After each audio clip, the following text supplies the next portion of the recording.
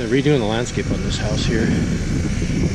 They got a big drainage swale going all the way down here so water can drain away from the backyard.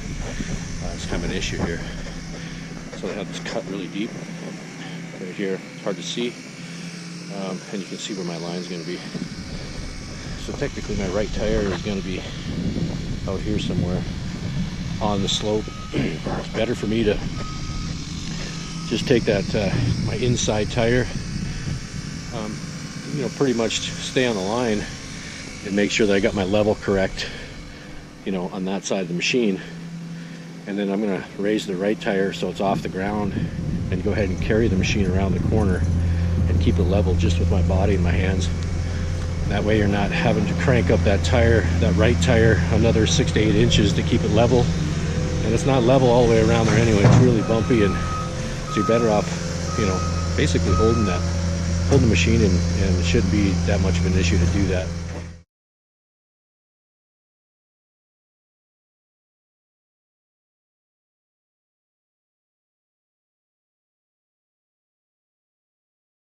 You can see I'm going to have some waste on the outside. It's not my concern right now. I got the line to come out okay. You notice right at the beginning I really had to crank it up to get it up over this hump right here, so I wasn't digging. You can see I have area right here where that's starting to slide. That means I'm too low here. That's what really had to crank that up to get over that hump. Okay, so it's one of those things. It's the great thing about having a curb machine that does not plug up. You know, imagine holding that machine, it's plugging up 3 or 4 times. He's got to dig his shovel in here and you're holding it the whole time. It gets to be pretty difficult. He knows in a situation like that too that he needs to shovel as fast as he can. We got to get around that corner so I don't have to hold that machine. You know, you got balance issues and loose rock or loose dirt. But that whole thing right there is a heck of a lot easier now to be able to go ahead and finish. Do some adjusting, but that's about it. All right, that didn't come out too bad. A little bit of a hump there, but I don't know if I can really do anything about it. And I'll be noticeable after the rock is in. And this is all leveled off. They got a lot of work to do here yet.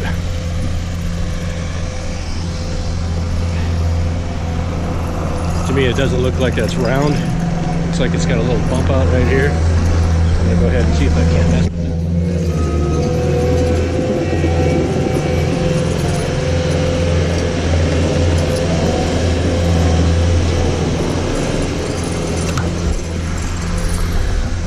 That looks a little smoother to me.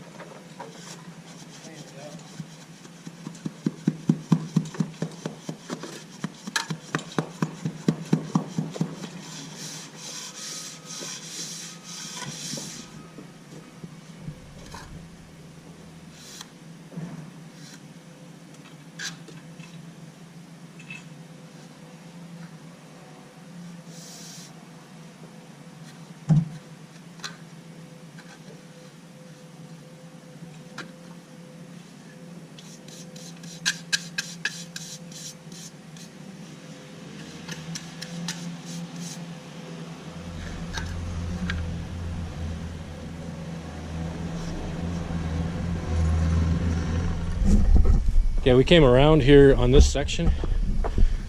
The original line came right into the middle of the pillar right there.